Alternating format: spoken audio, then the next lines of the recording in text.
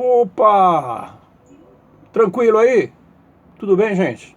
Tudo bem. Espero que sim. Bom, a nossa aula anterior nós comentamos a respeito das bases da genética moderna. Abordamos aquelas ideias meio absurdas, aquelas teorias e pontos de vista que talvez vocês deram verdadeiras gargalhadas. Mas nós temos que respeitar como o professor falou, na verdade, porque foram importantes. Aquilo nada mais é do que uma evolução. Hoje nós vamos comentar a respeito dos cruzamentos de Gregor Mendel, né?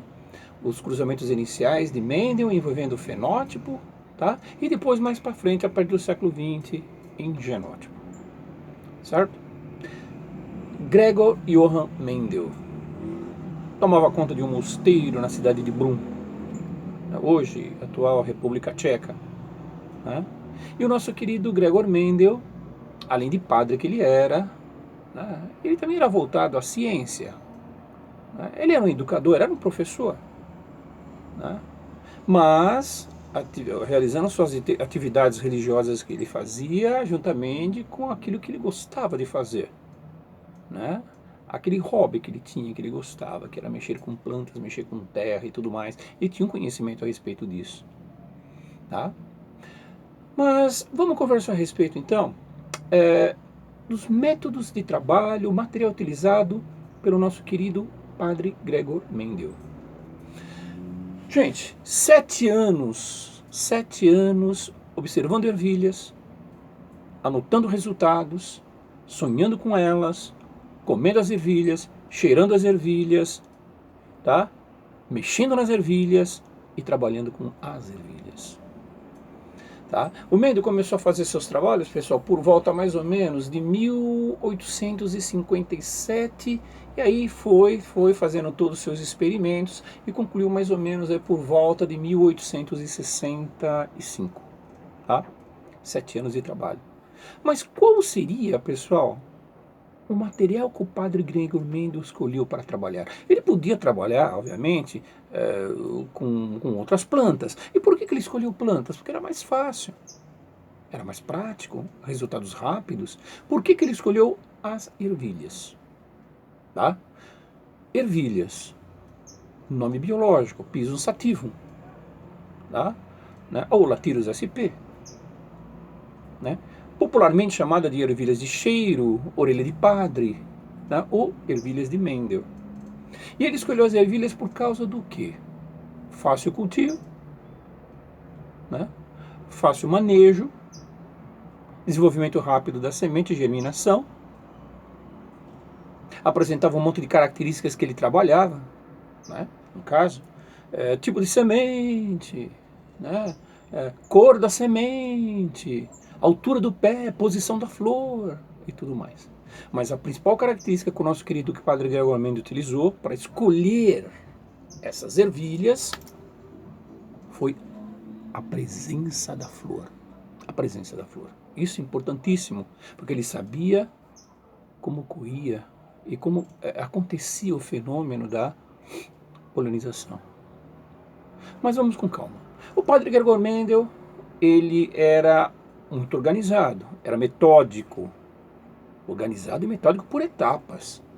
Né? Naquele tempo não era comum um naturalista, um naturalista, no caso, alguém que realizasse experimentos como ele, utilizar cálculos estatísticos ou estatística, ou números propriamente dito, ele utilizava. E ele era o quê?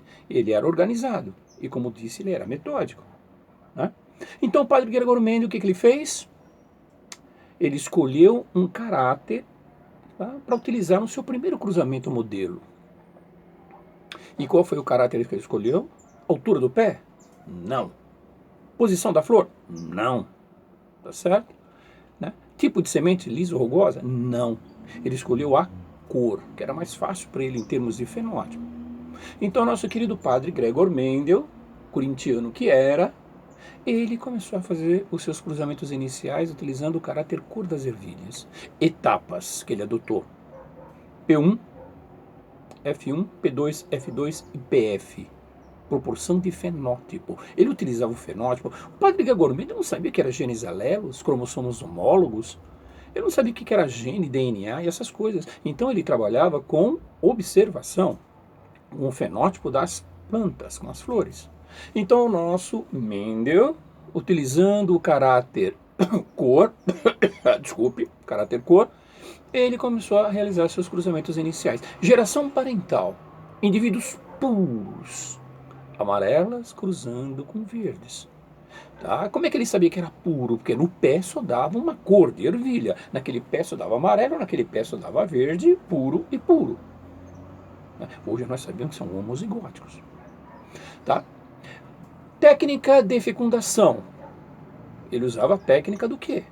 Fecundação cruzada, forçada. Ele pegava o grão de pólen de uma flor de ervilhas amarelas e jogava na flor das ervilhas verdes, ou vice-versa. Tá? Com todo o cuidado necessário. Manualmente ele fazia isso, uma fecundação cruzada. Né? E o que mais? Né? Além disso também, pessoal, né? Ele trabalhava e anotava tudo nas suas observações. Feito o primeiro cruzamento, então, entre as ervilhas de sementes amarelas e verdes, através da autofecundação, quem faz isso aí na natureza são os elementos de polinização, tá? O padre mesmo conseguiu os primeiros resultados, tá? De F1, primeiros filhos, primeiros descendentes. Tá?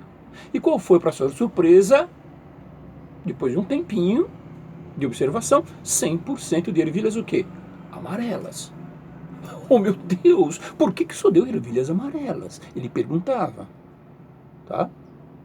É claro, ele recebia a ajuda das noviças para ajudá-lo naquele canteirinho lá de 5x5 ou 10x10 atrás do seu mosteiro.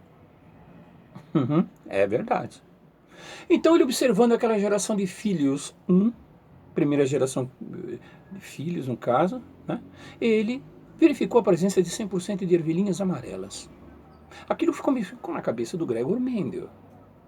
Fazendo então, continuação desse cruzamento, ele queria saber onde estava o caráter verde. Se eu cruzei amarelo e verde, por que me deu então 100% de amarelas? Na primeira filiação, na F1. Então o nosso querido padre Gregor Mendel, ele cruzou F1 com F1. Amarelas com amarelas. Mas não usou a autofecundação. Tá certo? Não, ele não usou a fecundação cruzada, ele usou a autofecundação. Deixou a natureza fazer todo o serviço dela. É como se ele falasse assim, meninas, façam à vontade. Então, obviamente, o nosso querido padre Gregor Mendel, ele, utilizando essa técnica que seria a autofecundação, né, realizou então, deixou correr esse cruzamento. Depois de um tempo, né, os primeiros resultados apareceram. E para surpresa do Gregor Mendel, a geração F2, porque não esqueçam que a sequência é para geração parental 1, P1, geração de filhos iniciais 2, F1, né? Geração parental 2 e geração de filhos F2. E para surpresa do padre Gregor Mendel, em F2, na segunda geração, apareceu o quê? Além das verdes, amarelas. Reapareceu as amarelas? Sim, reapareceu. Só que numa proporção totalmente diferente. Por incrível que pareça, o nosso padre Gregor Mendel, ele teve a paciência de contar 6.022 ervilhinhas amarelas contra 2.001 ervilhinhas verdes. E você fazendo essa proporção por 2, né, você vai ter uma proporção de 3 amarelas para uma verde. 3 amarelas dominantes para uma verde. E 3 para 1 seria o que então? A proporção de fenótipo. Proporção de fenótipo do cruzamento de Mendel envolvendo fenótipo. 3 amarelas verdes, 3 amarelas dominantes para uma verde. E por que amarelas dominantes? Porque apareciam em maior número. E por que verdes recessivas? Porque em F1 elas não apareciam. A primeira geração de filhos entraram em recesso. E na geração F2 aparecia em menor número. 3 amarelas para uma verde. Ok? Esse cruzamento ficou chamado de cruzamento inicial de Mendel envolvendo fenótipo, onde mostra a dominância das amarelas sobre as verdinhas. E naquele tempo, pessoal, ele não sabia o que era gene, cromossomo, o que era genes alelos, nem nada, como nós temos a partir do século XX. Né? E conclusão que o Mendel chegou fazendo a sua observação? Cada caráter Cada característica é determinada por um par de fatores ou elementos.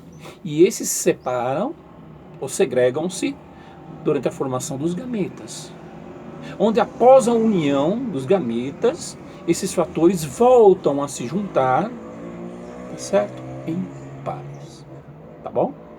Próxima aula, pessoal, a gente vê direitinho o cruzamento de Mendel no século XX, com todo o conhecimento que nós temos hoje a respeito, tá bom? Espero que vocês tenham tido uma noção a respeito desse cruzamento inicial de membro envolvendo o fenótipo, ok? Um beijo a todos, um abração, pessoal, até a próxima, ok? Até mais.